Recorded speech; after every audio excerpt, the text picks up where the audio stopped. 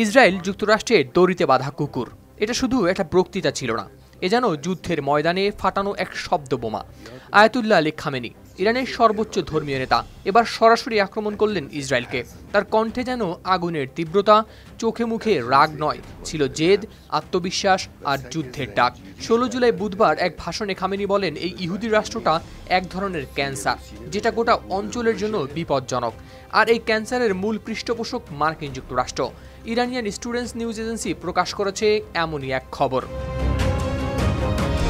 Khamenei স্পষ্ট জানিয়ে দেন, যদি নতুন কোনো হামলা হয় তবে ইরান এবার আগের চেয়ে আরও ভয়ানক জবাব দেবে। তার ভাষায়, তেহরান দুর্বল নয়, বরং সামরিক সহ সব ধরনের সক্ষমতা তাদের রয়েছে। তারা শত্রুকে ভয় করে না, বরং জবাব দিতে প্রস্তুত। এই বক্তব্যটা শুধু ভাষণ ছিল না, এটা ছিল একটা দেশ, একটা জাতি আর একটা সেনাবাহিনীর পক্ষ থেকে যুদ্ধের আগে দেয়া এক মনস্তাত্ত্বিক বার্তা। খামেনির কথায় বোঝা যাচ্ছিল, ইরান যুদ্ধ চায় না, কিন্তু কেউ আঘাত করলে তার জবাবে তারা নামিয়ে আনবে ধ্বংস। এদিন কাতারে অবস্থিত যুক্তরাষ্ট্রের ঘাঁটিতে ইরানি মিসাইল হামলারও প্রশংসা করেন তিনি।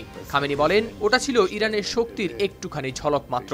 ইঙ্গিত ছিল, এই আগুন যদি একবার ছড়িয়ে পড়ে তাহলে কি হতে পারে তা কল্পনাও করা যাবে না। এদিকে যুক্তরাষ্ট্রের প্রেসিডেন্ট হিসেবে দ্বিতীয় মেয়াদে দায়িত্ব নেওয়ার পর থেকেই ডোনাল্ড ট্রাম্প পারমাণবিক চুক্তির জন্য চাপ দিচ্ছেন ইরানকে। তবে তেহরান স্পষ্ট করে দেয়, নিজেদের শর্ত মানা না হলে কোনো চুক্তির প্রশ্নই আসে না। হাওলাদার শামীম, RTV।